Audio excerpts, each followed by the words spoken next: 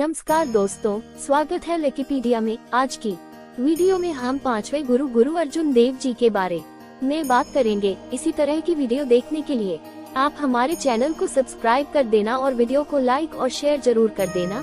तो चलिए शुरू करते हैं गुरु अर्जुन देव जी की जीवनी। गुरु अर्जुन देव जी सिख धर्म में शहीद हुए 2 गुरुओं में से पहले और सिखों के कुल 10 गुरुओं में से 5वें स्थान पर है। उन्होंने आदि ग्रंथों को सिख धर्मरथ के पहले आधिकारिक संस्करण को संप्रेषित किया, जो बाद में गुरु ग्रंथ साहिब में बढ़ाए गए। उनका जन्म पंजाब में गोइंदवाल में हुआ था। भाई जेठा के सबसे छोटे बेटे, जो बाद में गुरु रामदास बने, और माता भानी गुरु अमरदास की बेटी। उन्होंने अमृतसर में सिखों के सबसे बड़े तीर्थ दरबार साहिब का निर्माण पूरा किया। ये जो पिक्चर्स आप देख रहे हैं वो हरमंदिर साहिब की है। गुरु रामदास जी ने शहर की स्थापना की और एक सरोवर का निर्माण किया। गुरु अर्जुन ने पिछले गुरुओं और अन्य संतों के भजनों को आदि ग्रंथ सिख धर्मरथ के पहले संस्करण में रिडायरेक्ट किया और इसे हरमंदिर साहिब में स्थापित किया। गुरु अर्जुन ने गुरु रामदास द्वारा शुरू की गई मसन प्रणाली को पुनर्गठित किया, ये सुझाव देकर कि सिख यदि संभव हो तो सिख संगठन को अपना आय सामान्य सेवा का 10वां हिस्सा दान करें। दासबंद ने गुरुद्वारों और लंगरों के रूप का निर्माण किया। गुरु अर्जुन को मुगल सम्राट जहां के आदेश के तहत गिरफ्तार किया गया और इस्लाम में परिवर्तित होने के लिए कहा गया। उन्होंने इनकार कर दिया। उसके लिए जांच पड़ताल की गई और 1606 जांच में मार दिया गया। ऐतिहासिक रिकॉर्ड और सिख परंपरा स्पष्ट नहीं है कि क्या गुरु अर्जुन को डूबने से मार दिया गया था या शोध के दौरान उनकी मृत्यु हो गई थी।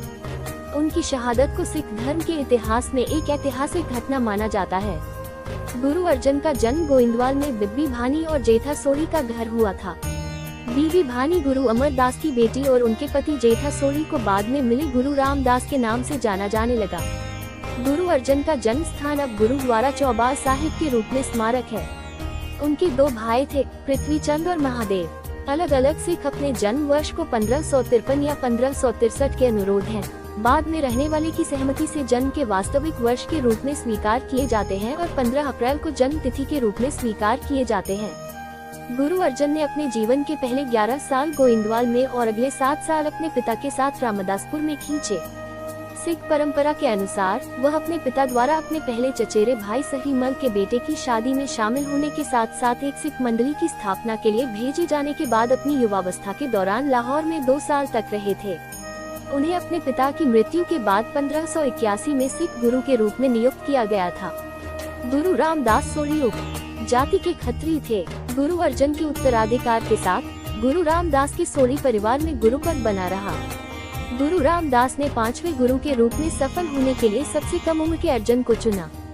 मझले भाई महादेव ने तपस्वी का जीवन चुना। गुरु अर्जुन की शहादत के बाद साहिब गुरु बन गए और जो अगले गुरु के रूप में हैं गुरु हरगोबिंद के उत्तराधिकार पर विवाद किया। पृथ्वी चंद के अनुयायी स्वयं को गुरु नानक के सच्चे अनुयायी थे। पृथ्वी चंद के अलावा बाबा मोहन नाम के गुरु अमरदास के एक बेटे ने भी गुरु अर्जुन के अधिकार को चुनौती दी थी। गुरु गद्दी संभालने के बाद गुरु अर्जुन देव जी ने लोक भलाई तथा धर्म प्रचार के कामों में तेजी ला दी। आपने गुरु रामदास जी द्वारा शुरू किए गए सांझे निर्माण कार्यों को प्राथमिकता दी। नगर अमृतसर में आपने संतोखसर तथा अमृत सरोवरों का काम मुकम्मल करवाकर अमृत सरोवर के बीच हरमंदिर साहिब जी का निर्माण कराया, जिसका शिलान्यास मुसलमान फकीर साईं मियां मीर जी से करवाकर धर्मनिरपेक्षता का सबूत दिया और अमृतसर शहर आस्था का केंद्र बन गया। आप जी ने नए नगर तरनतारन साहिब, करतारपुर साहिब, छेहटा साहिब, श्री हरगोबिंदपुरा आदि बसाए। तरनतारन साहिब में एक विशाल सरोवर का निर्माण कराया, जिसके एक तरफ तो गुरुद्वारा साहिब और दूसरी तरफ कुष्ठ रोगियों के लिए एक दवाखाना बनवाया। ये दवाखाना आज तक सुचारू रूप से चल रहा है। सामाजिक कार्य के रूप में गांव-गांव में कुओं का निर्माण कराया। सुखमनी साहिब की भी रचना की, जिसका हर गुरसिख प्रतिदिन पाठ करता है। मुख्य धारा की सिख परंपरा ने गुरु अर्जुन को 5वें गुरु और हरगोबिंद को 6ठे गुरु के रूप में मान्यता दी। अर्जुन 18 साल की उम्र में 1581 में अपने पिता से डिग्री प्राप्त करने वाले 5वें गुरु बने। मुगल साम्राज्य के मुस्लिम अधिकारी उनके वध के बाद उनके पुत्र हरगोबिंद 1606 में 6ठे गुरु बने। गुरु अर्जुन की मृत्यु कैसे, कहां और क्यों हुई, इसके बारे में कई कहानियां और संस्करण हैं।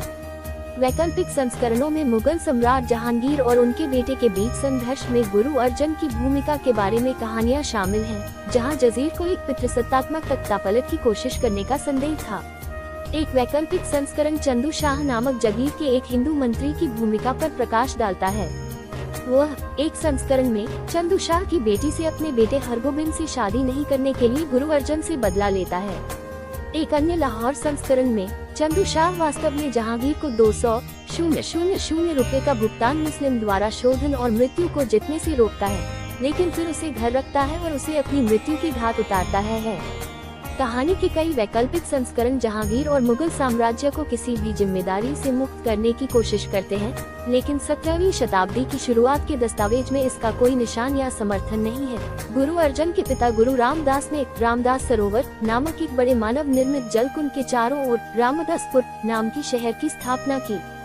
गुरु अर्जन ने अपने पिता की रूपरेखा के निर्माण के प्रयास को जारी रखा। शहर का विस्तार गुरु अर्जन के समय में हुआ। दान वित्तपोषित और स्वैच्छिक कार्य द्वारा निर्मित पूल क्षेत्र गुरुद्वारा हरमंदिर साहिब पुल के पास एक मंदिर परिसर में विकसित हुआ। गुरु अर्जन ने 1604 में नए मंदिर के अंदर सिख धर्म के ग्रंथों की स्थापना की। जो नगर अब उजड़ा है अमृतसर के रूप में जाना जाता है और सिख धर्म में सबसे पवित्र तीर्थ स्थल है। गुरु रामदास के प्रयासों को जारी करने के लिए गुरु अर्जन अमृतसर को एक प्राथमिक सिख तीर्थ स्थल के रूप में स्थापित किया गया। वे लोकप्रिय हुए सुखमनी साहिब सिख धर्म ग्रंथों की एक विशाल राशि सहित।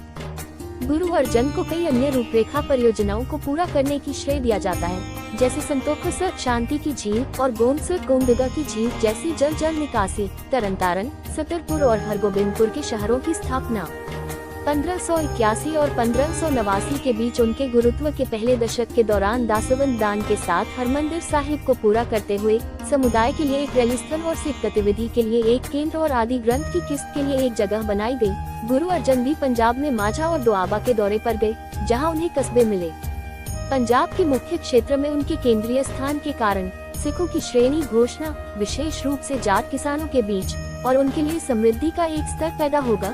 गुरु अर्जन न केवल एक आध्यात्मिक गुरु के रूप में बल्कि अपने स्वयं के अधिकार में अपने सूचीबद्धता के लिए एक सच्चे बादशाह के रूप में काम करेंगे। अकबर की संवत 1662 में हुई मौत के बाद उसका पुत्र जहांगीर बादशाह बना तो गुरु जी के भाई पृथ्वीचंद ने उससे नजदीकियां बढ़ानी शुरू कर दी।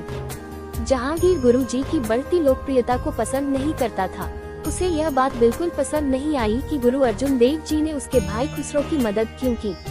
जहांगीर ने अपनी जीवनी उसके जहांगीरी में स्वयं भी लिखा है कि वह गुरु अर्जुन देव जी की बढ़ रही लोकप्रियता से आहत था, इसलिए उसने गुरु जी को शहीद करने का फैसला कर लिया।